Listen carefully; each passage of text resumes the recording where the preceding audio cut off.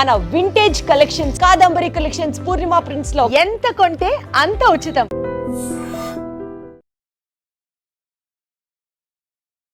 నమస్కారం అండి, నేను డాక్టర్ ప్రదీప్ వజ్జా, భాస్కర హాస్పిటల్స్, షాపూర్ గండిమైసంలో చేస్తున్నా అండి. ఈరోజు మనం బీపీ అసలు ఎందుకు వస్తుంది, దానికి అసలు ఏ ఏ లక్షణాలు ఉంటాయి, ఇవన్నీ మనం తెలుసుకుందాం అండి కొంచెం బ్రీఫ్గా.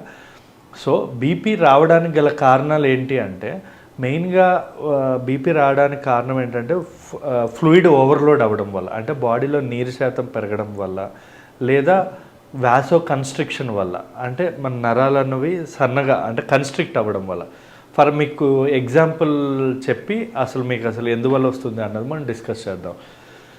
ఇప్పుడు బీపీ రావడానికి, ఇప్పుడు ఫర్ ఎగ్జాంపుల్ మనం పైపు పట్టుకున్నాం అనుకోండి, దాన్ని ఇలా నొక్కితే ఏమవుతుంది, స్పీడ్గా వాటర్ అనేది స్పీడ్గా పోవడం అనేది జరుగుతుంది. దాన్నే వాసో కన్స్ట్రిక్షన్ అంట. అంటే మన నరాలు చిన్నగా అయినప్పుడు మనకి ప్రెషర్ అనేది పెరిగి ఫాస్ట్గా వెళ్ళిపోతుంది, అదొక కారణం.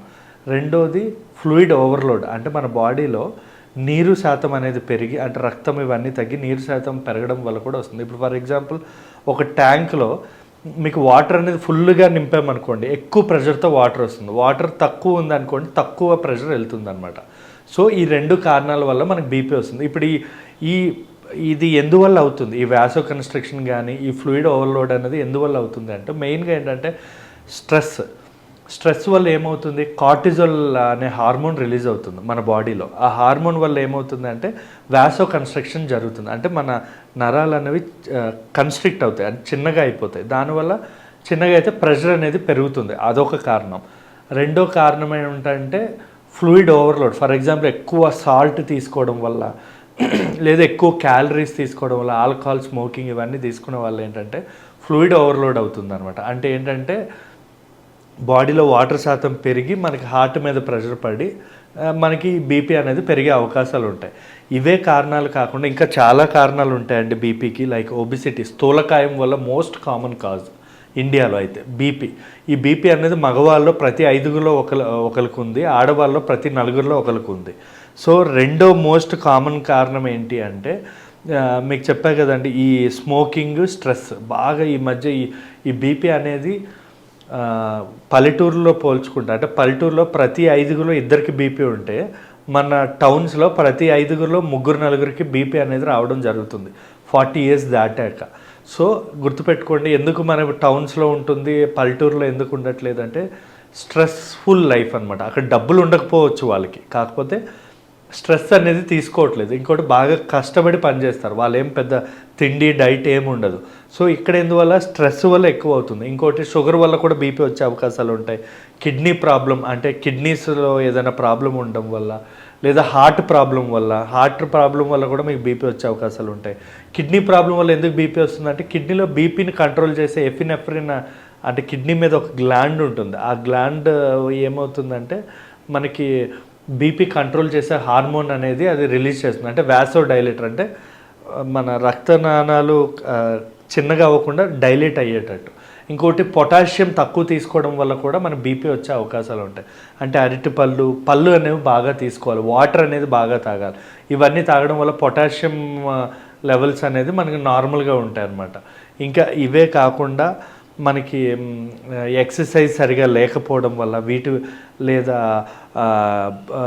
కొంతమంది సడన్గా ఏమంటారు, బాగా డైట్ చేసి సడన్గా వెయిట్ లాస్ అయ్యి కిడ్నీల మీద ప్రాబ్లం పడుతుంది. దానివల్ల కూడా మనకి బీపీ పెరిగే అవకాశాలు ఉంటాయి.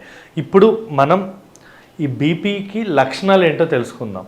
మీకు ఇక్కడ ఒక వెరీ ఇంపార్టెంట్ థింగ్ ఏంటి అంటే, బీపీకి ఇంకొక పేరు, అంటే మనకి హైపర్ టెన్షన్కి కానీ బీపీకి కానీ ఒక పేరు ఉంది, వేరే పేరు. అదేంటంటే దీన్ని మనం సైలెంట్ కిల్లర్ అంటాం. ఎందుకంటే దీనిలో ఎటువంటి లక్షణాలు చాలా మట్టుకు తెలియవు. అంటే 180-190, అంటే నార్మల్ బీపీ 120/180 ఉండాలి. అంటే మన హార్ట్ పంప్ చేసే ప్రెజర్ 120 ఉండాలి, రిలీజ్ చేసే ప్రెజర్ 80 ఉండాలి.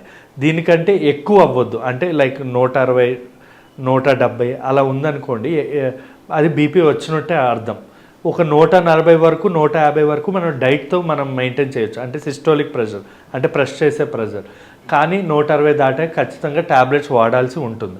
సో ఈ ప్రెషర్ అనేది మనకి 190-200 పైన ఉంటేనే మనకి కొన్ని లక్షణాలు కనబడుతున్నాయి. చాలా మట్టుకు ఇది సైలెంట్ కిల్లర్. అంటే డైరెక్ట్గా హార్ట్ అటాక్స్ రావడం, లేదా బ్రెయిన్ స్ట్రోక్స్ రావడం, లేదా కిడ్నీలు పాడవడం ఇలా జరుగుతుంది. ఎందుకంటే లక్షణాలు లేక లాస్ట్ స్టేజ్లో ఈ బీపీ అన్నది ఉందా లేదా అన్నది మనకు తెలుస్తుంది అనమాట.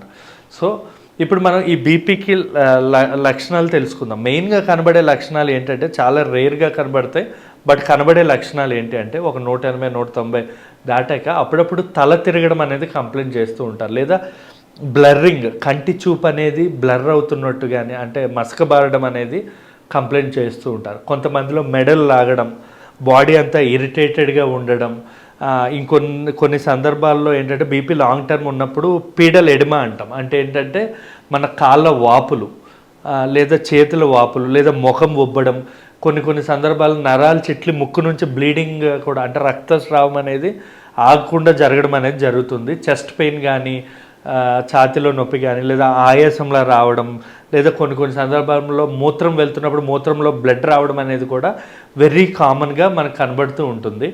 ఇవే కాకుండా బీపీ లాంగ్ టర్మ్లో అంటే సడన్గా రైజ్ అయ్యి డౌన్ అయ్యే వాళ్ళలో హెడ్ఏక్ కూడా ఉంటుంది. హెడ్ఏక్తో పాటు సడన్గా వామిటింగ్ కూడా అయ్యే అవకాశాలు ఉంటాయండి. ఈ బీపీని ఎప్పుడు కూడా మనం నెగ్లెక్ట్ చేయకూడదు, ఎందుకంటే ఇది ఖచ్చితంగా 5గురిలో 3కి మన ఈ హైదరాబాద్ కానీ, ఢిల్లీ కానీ ఇలాంటి ప్లేసెస్లో ఉన్న వాళ్ళలో టౌన్స్లో అయితే ఉంటుంది. సో మీరు స్ట్రెస్ తక్కువ ఉండే లైఫ్ని లీడ్ చేయాలి. ఈ ఆయిల్ ఫుడ్స్, మసాలా ఫుడ్స్, హార్ట్కి ఇబ్బంది పడేవి ఏమీ చేయొద్దు. ఎక్సర్సైజ్ అనేది కూడా మనకి చాలా మట్టుకు ఉపయోగపడుతుంది. ఎక్సర్సైజ్ చేయడం వల్ల మన గుండె అనేది ఫాస్ట్గా పనిచేసి మన బ్లడ్ వెజల్స్ కానీ అన్నీ డైలేట్ అవ్వడం, రక్త సరఫరా అనేది మన బాడీ అంతటికి బాగా జరిగి మనకి బీపీ అనేది కంట్రోల్లో ఉంచుతుందండి. Thank you.